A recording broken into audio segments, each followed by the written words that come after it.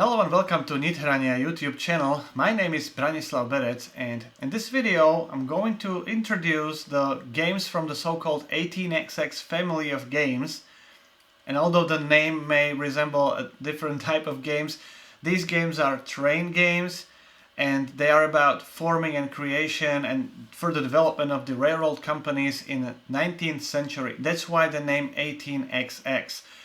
There are many titles out there, and many start with the 18 followed by some letters which correspond to the region where the game takes place. For example, 18 MEX is 18 Mexico, 18 Chesapeake is played in Chesapeake area, 18 CZ is in the Czech Republic, 18 AL is 18 Alabama, or the name of the title is a specific year which plays some important role in the game, like 1846, 1861, 1882, and so on. So that's why the names are, or the family of games is called 18xx. Now, why do I do this video? If you saw my video about top 50 games of all time, the games which I like the most, I ranked 18xx family of games as the second most favorite title or the family of games for me. At the moment, I would even rank it as my top games of all time. Why? I'm going to talk about that later in the video. I will introduce the game first, the game concepts first, but I have avoided 18xx games for many years because my understanding, without ever playing or even seeing the game played, was that these games are very long, very complicated, difficult to learn, difficult to play. They're maybe just for some enthusiasts, and I stayed with my Euro games. So that's why I didn't want to play these games, and at the start of this year, at the start of 2021, somehow my group got to play this game. It was 18CZ, not really the easiest game to start with, easiest 18xx title to start with. But after playing the game, I was completely hooked up, and I fell in love with these games, with this family of games. So the reason why I wanted to do this video was to introduce this family of games to all of you who might be in the same situation like me, who avoid these games just because your understanding is that these games are not for you, complicated, long, and so on, and you might be missing out on some of the best games that is out there, best family of games ever. Since then, since January, I have played a lot of these games. They can be played online. One of the guys programmed a perfect website with lots of titles there already. You can play live, you can play asynchronous games. Again, I will talk about it later in the video. But with the group of friends that I found in my area, we can play online in asynchronous mode. And I played over 50 games by now, and I can't get enough. So that's the reason why I do this video. Let me introduce the concept of the game. And I'm saying concept of the game because 90% of the rules in all these titles are the same. So once you learn one game, you basically know 90% of the rules of all other 18xx titles. So I will introduce you to the rules first, and then I'll talk about why I love this game so much, but also what can make you quit those games, because these games are not for everyone. So let's start with saying that each player is an investor, and players are investing their own money into forming and creation of these major public companies. No player can own 100% of the company, otherwise they would be private. But we have shares, and the share of the company represents 10% ownership in each company. So if you own 3 shares, you have 30% of the company, and the president of the company is the player with the most shares in that company. The share certificates are represented by these cards. Most certificates only have one symbol of the company, which means they represent one share of the company. The president always owns this certificate, which is worth 2 shares. The game also contains these private companies. They're called private because they're very small, they're fully owned by one player, and they only pay out a small revenue to that player. Or later in the game, they may also be bought by the public companies, and then they would pay the revenue to those public companies. Those private companies are auctioned at the start of the game, and they represent a way how to randomize the starting setup for each game. After the initial setup, there are sets of stock rounds and operating rounds. In stock rounds, players only buy and sell these share certificates. In operating rounds, all the companies that have been formed by now will operate on the map, they will lay track, they will build the stations optionally, then they will run all their trains on the map, and these trains will generate revenue. The revenue is paid from the bank and is either withheld in the company so that the companies may then buy more trains, or the revenue is distributed among the shareholders. The company is operated by its president, and once all the companies have operated in the operating round, the game moves to the next operating round, and then again to next stock round, next set of operating round, next stock round, next set of operating round, until the game ends. The game ends when the initial bank runs out, so the initial bank is some sort of a game clock, or when any player goes bankrupt.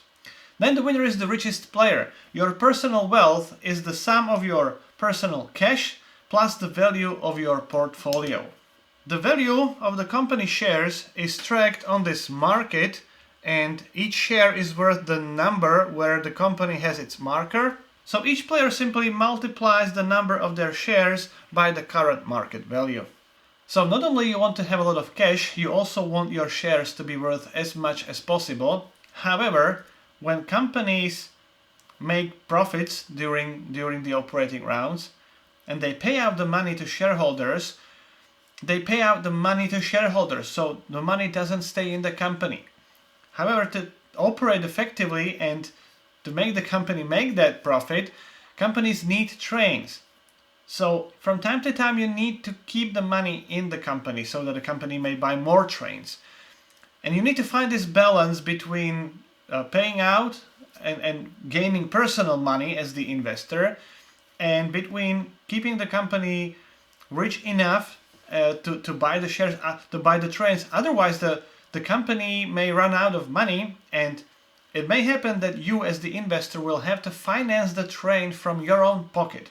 So the game is basically some engine building, but this engine is very different from many other games because it can fall apart very easily. So you have to find this balance, and you have to be the player who finds the best balance to have the companies operating, but you as the investor pulling out as much money from those companies as possible. So that's the basic concept of most 18xx titles. If you learn how to play one game, you will learn 90% of the rules of many other 18xx titles. I'm not going to go through all the details of the rules. I did a tutorial for 18 Chesapeake. You can go and check out that one to learn more about the rules. The most important is why I'm so excited about these games. First of all, these games are highly interactive games. Not like many other Euro games where you just place a worker on a certain worker placement spot, and so the other player may not take that worker placement spot. They must move their or place their workers on any other spot. No, here it's highly interactive. We are buying shares of the same companies. We are fighting to be the presidents of the companies, because the president operates the company. The president can use the cash in the company, in one company, and buy trains from another company. So if I own two companies, I can do some shenanigans and help with one company, help the other company. And this is what you want to do as the president. I will compare these games very often to chess. Not because of the complexity of chess, but some of the characteristics of the game, like high interactivity, replayability, depth, and some other aspects, both chess and 18xx titles have the same. I love depth in games. I love this interactivity. I love games where I make something and you have to think about what I just did. How does it affect you? When I start a new company, what does it mean for you? When I buy a share of your company, what does it mean for you? When I start building the track in a certain way, what does it mean for you? Does it affects you in one way or another? It may not, but usually it does. When I buy trains, it affects you heavily. It may affect, it may not, because trains in this game, they represent the technological advancement of the game. And these games are spread across tens of years, decades of years, maybe even 100 years. So the trains in the game, it's called they rust, which means they are removed out of the game. And it happens in a certain situations. And when I buy a train, and it means all the old trains are rusted and they're eliminated from all the companies in the game. It means that your company may lose 50% of your trains, or maybe all of your trains. The same applies if you buy some of these trains.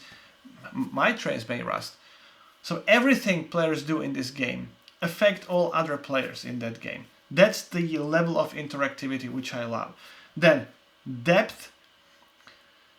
At the start of when you start playing these 18xx games, you will not be able to evaluate the outcome of your actions, how those actions affect the further play, how those actions affect other players. If you buy the train now, you may find out that it was a big mistake, but you will find out 5 turns later. So the game rewards repeated play, obviously. But on the other hand, it offers a lot of things to discover and explore.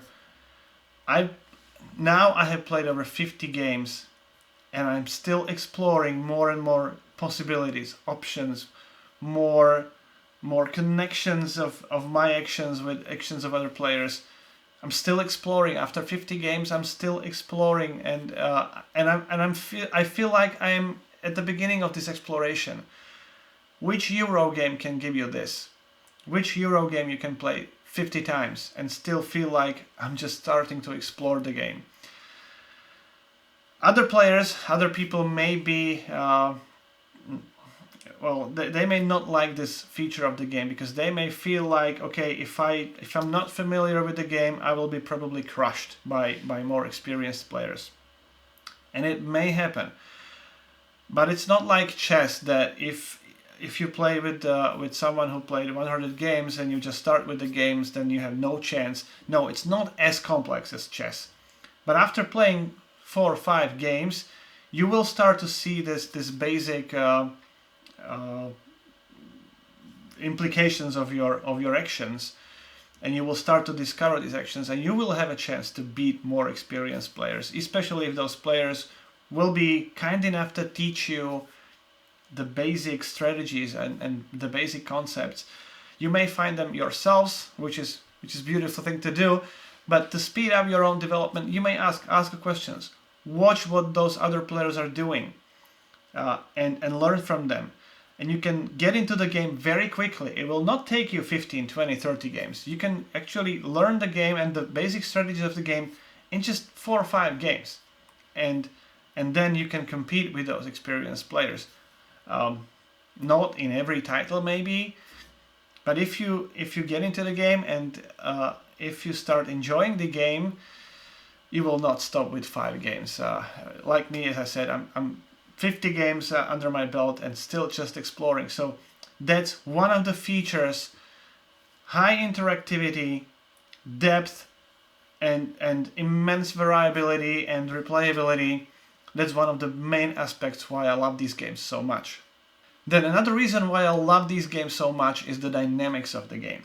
I have never seen the similar dynamics. Maybe in Pax Pamir 2nd edition that has similar dynamics. But since this is mostly an engine building game, in most engine building games you start with something small, and over the course of the game you are able to do more and more and more. So the game curve is something like this. Not in 18xx titles. At the start of the game, yes, you start with something small, but you establish a company, you buy the first trains, and for some time, for a certain amount of operating rounds, the profits are rising and you get certain amount of money. But then the first dynamic point, change point, comes when those first trains are rusted, which means those cheapest trains are eliminated from the game. And those companies, suddenly they have lower income. Their profits go down for a certain time, because then you need to buy more trains. So the first big change point, turning point, is when the first trains rust.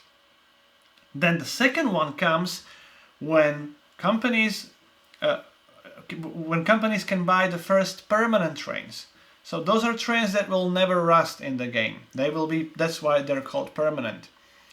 That's roughly mid-game, slightly after the mid-game, when those first permanent trains are bought. And it's a huge race to be the first one. You don't want to be the last one to buy the last non-permanent train. Sometimes those first permanent trains open up the opportunity to buy more expensive but more powerful trains. So you don't really want to be the first one to buy the first permanent train, and then the next player can buy even the more powerful, more expensive, but a train that will generate even more money. So that's a very interesting changing point, the second wave of this dynamics. And the third wave comes when these last trains that can rust are rusted, which means when there are no more non-permanent trains in the game. Usually at these times, companies may not have enough money. You probably need to finance some of these trains, the permanent trains, from your own pocket. You don't want to be the one paying the money from your own pocket. You want to be the one who rusts the trains of other players, so that they need to buy it from their own pocket. So that's another third wave of this dynamics. And once these three big waves are over, then the game flows very, very fluently to the end, because then not so much can happen. It can, but after that it's just a smooth race to the end. But these three dynamic points in the game are phenomenal. So much can change during these three waves. So much can happen. Players from the first position can drop down to last. Players from the last position can actually move up to the first position.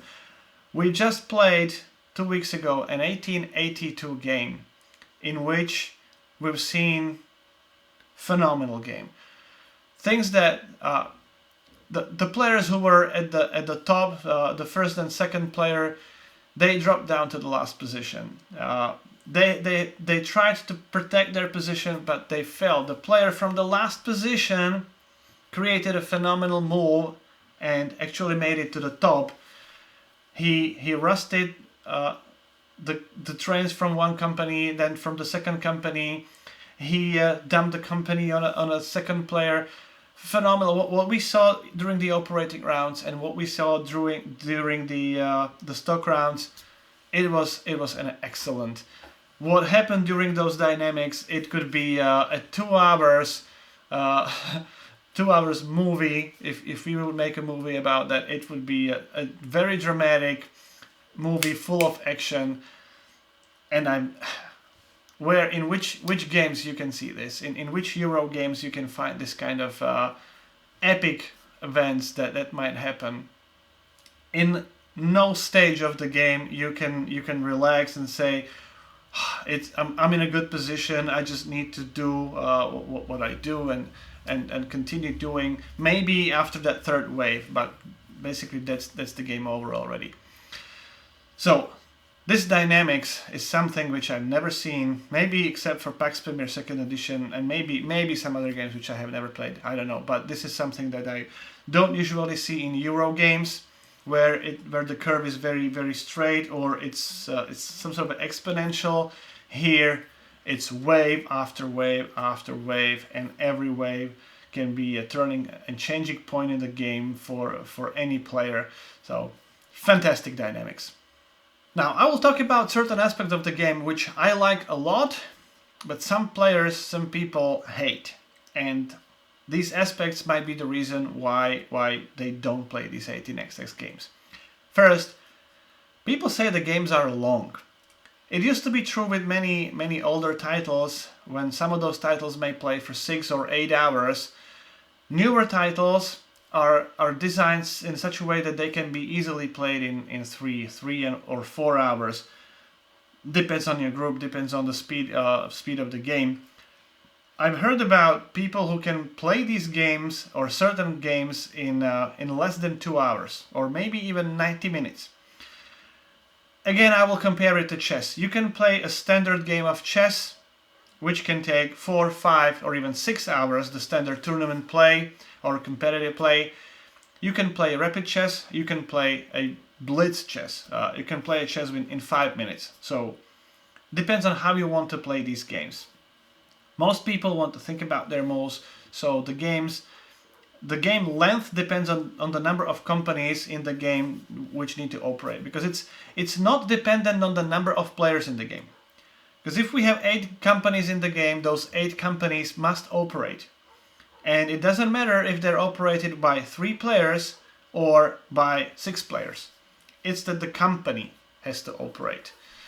So our game time for the 18 Chesapeake, for example, is usually 3.5 hours. It can be played faster, it can be played slower, but compared to games like Vita Lacerda games, or even Terraforming Mars with all expansions, that can easily be a 3 hours game. Now, during the same time, you can have a 18xx game played. So these games can be played during the weeks, during the weekdays, week evenings. It doesn't have to be 8 hours or 10 hours long session that can only be played during the weekends. I personally prefer to have some time to think about some of the moves. I'm okay to play it fast, but playing it fast means that you can play more games, but you will make a lot of mistakes and then realize you made a mistake 5 turns later. So I'm kind of a person who likes to think about not much. I'm not falling into analysis paralysis, but at least to think about certain moves. Not all the time, but certain moves. If you have more players like this, well, yeah, the game can take 3 to 4 hours. Your first games, if you don't play with someone who knows how to play the game well, it may even last 6 hours, just because you have no idea what's the outcome of your actions. You want to think about it. You try to make the visual picture of, if I do this, what may happen. New players may be lost because the consequences of your actions are unclear, and you need 3 or 4 games to understand. Okay, now I must buy this train, because when the turns comes back to me, my other trains will be rusted. So I have to buy, although I don't want, but I have to buy this one. It's a protective move, or otherwise I'll be in a big trouble. In your second game, you may not clearly see that you need to do this. So first games may be longer. That's why I would highly suggest to play the first game with someone who knows how to play it, because that person may easily tell you, don't do that, or you have to do this now. Don't even think about any other option. You have to do this now, because that player is going to do that, that player is going to do that. Your trains will rust, and you're in a big trouble. So this player may speed up the game significantly. Then another aspect of the game is that it has no catch-up mechanism.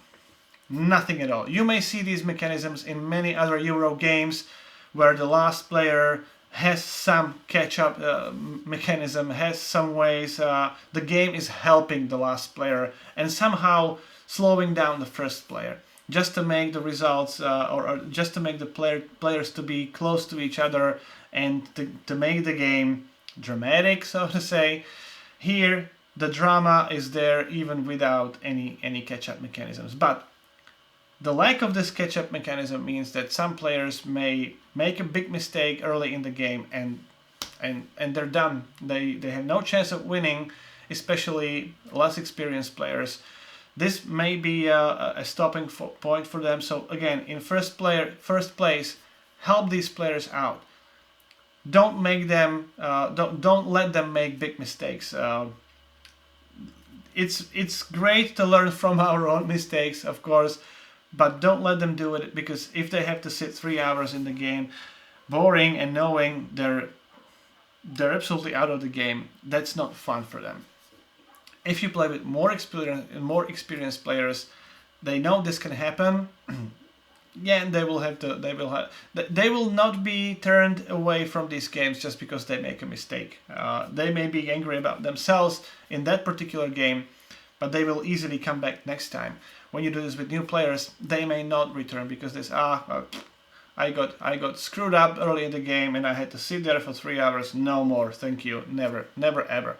So don't do that to new players. Teach them how to avoid these mistakes. For more experienced players, this is a phenomenal feature. You can lose the game in first move.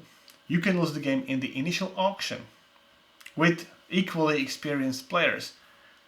And these are the things that you can keep exploring and discovering over and over and over again in all kinds of titles. That's why the variability, that's why this replayability is there for me. And that's why I'm saying after 50 games, I feel like I'm starting to explore these games. There's so much that can happen during the game. There are so many consequences. So for the experienced players or players who like these kind of games, the fact that there is no catch-up mechanism and every move you make can be a critical mistake in the game, that's a phenomenal feature.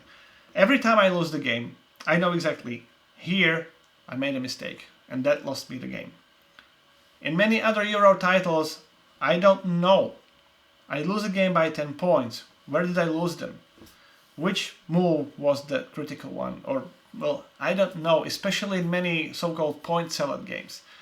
Here I know exactly where it is. And that helps me play the games better and better.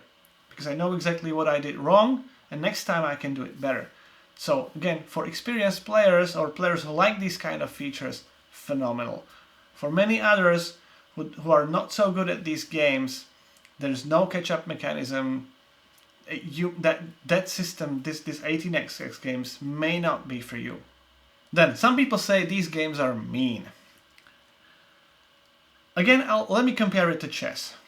In chess, I have to capture enemy pieces. That's what the game is about. If I don't capture enemy pieces, I lose.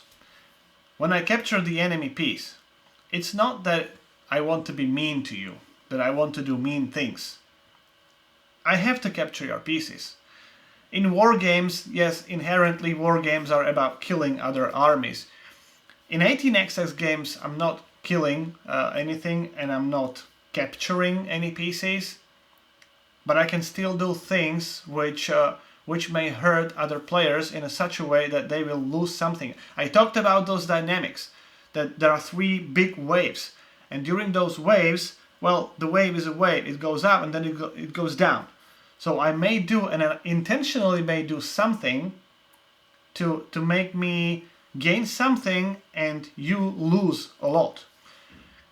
I may block certain space on the map just to make sure that you don't make runs for $600 and you can only run for $300, because that might be the difference between winning and losing the game.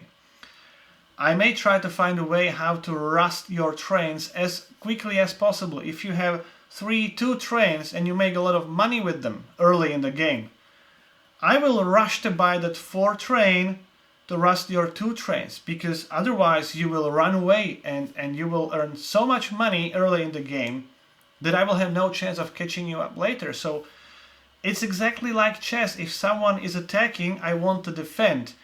If we have an equal position, I'm trying to find a way how to improve my position.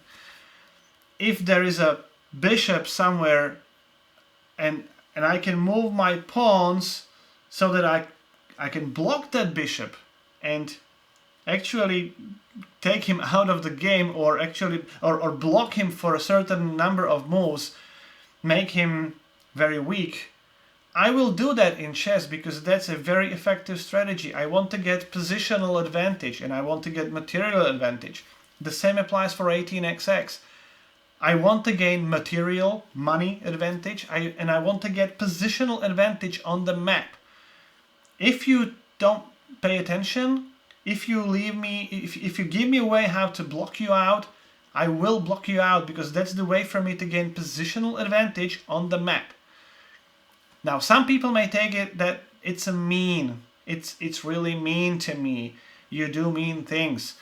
I can sell your shares, or the shares where you are the president, and the price of your the value of your shares drops down.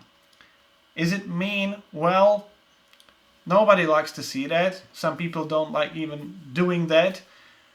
But if that moves the value of your shares down, if at the end of the game it will make $300, $400 difference, and I win the game by $200, that drop of your shares was the winning move. You may be angry about it, but it was a winning move. So if you don't like games which can feel mean, don't play 18xx games. It will happen a lot. You don't have you may not take it personally. It's not that I want to be mean to you. It's that these things happen. If you leave me a piece on a chessboard unprotected, I will take it. If it's not a trap, I will take it, because that's the way how to win the game. So for some players, 18xx can be very mean. For players, it's another fantastic way how to do many tactical maneuvers in the game, how to change the operating order of the companies, how to make sure that I am the first person to buy the diesel train, not you. I will drop your shares so that my company will have higher value of shares, so we'll operate before your company, and I'll be the one buying the diesel train, and your trains will rust, and you will have to finance $200-300 from your own pocket, which may be the difference between winning and losing. So all these things are fantastic tactical maneuvers which will happen in the game. And as I said, if you don't like it, these games will not be for you. If you don't mind it, and if you take it as a tactical maneuvers, the maneuvers of tactical and strategic element of the game, you will love all the options and all the possibilities in 18xx games. So that's the reason why I love all these games, and those are the reasons why many people hate them, why many people don't want to play them. If you are the player, if you like Euro games, if you like these engine buildings, if you like the building economics games, you very well may love the 18xx games as well. You don't have to play the physical game. There is an online version on 18xx.games. It's a very well developed web page with roughly 30 titles at the moment, maybe even more. There are you can play live, you can play in asynchronous mode, which is something like a correspondence chess. If it's your turn, you can think about it, you can make a move anytime you have time available, just make a move and then you wait until other players make their moves. I have a group of players with whom we play these asynchronous games in 5 to 7 days. We finish the entire game. Sometimes it takes 2 weeks, some longer games, or if we don't have enough time to play them. But it's a way how to play, even if we cannot meet together during the over the physical game, or if you want to try the games which are not available as a physical copies. Anyway, if you want to start the game, I would highly recommend to play the game with someone who knows how to play well, who will navigate you through your first games. If you have a friend, or you can send me a note, we can find some time together, because the new players will have difficulties playing these games well, and to make sure you enjoy these games and you learn the games as smoothly as possible, it's best when someone who knows how to play well will guide you through the first 1 or 2 games. So we'll tell you, don't do this, do that. Now watch for this, that one, this is important, over that is important, that aspect is not important. Pay out as much as you can. There are some shenanigans. Each game has certain shenanigans that you need to learn, you need to be aware of. So it's best to do something, it's best to play with someone who knows how to play the game well. If you are going to play with a group of people who have never played any of these 18xx games, then take the time. It will take 4, 5, 6 hours. It will. The best titles to start with are maybe 18 Chesapeake. It's really one of the best ones. 1889, 1846 is also a very good one. Learn the game. For 18 Chesapeake, I made a tutorial in English. You can learn the game from there as well. Make sure you don't make this experience bad for the new players. It's the first experience is only you can only do it once.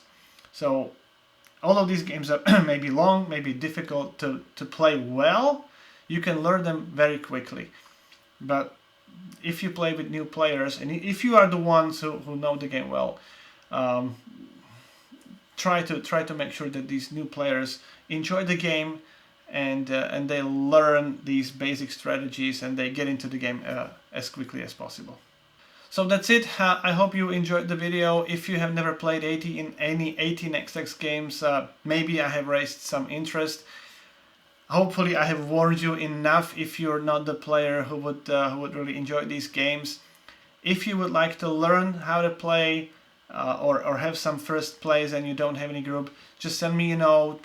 We will arrange some time, and I'll be happy to teach you at least the first game, to teach you the basics so that you can get excited about these games. In this video, my intention was not to teach you the game, but rather tell you about my feelings, why I love the game, what is so fascinating in those games for me. And although rules are not that difficult, there are many rules, but they are not that difficult. They're highly intuitive, so you can learn it basically very quickly. And if you would have any questions, any comments, anything, I'll do my best to answer as many as I can. And with that, thank you very much for watching again, and hope to see you at any 18xx games.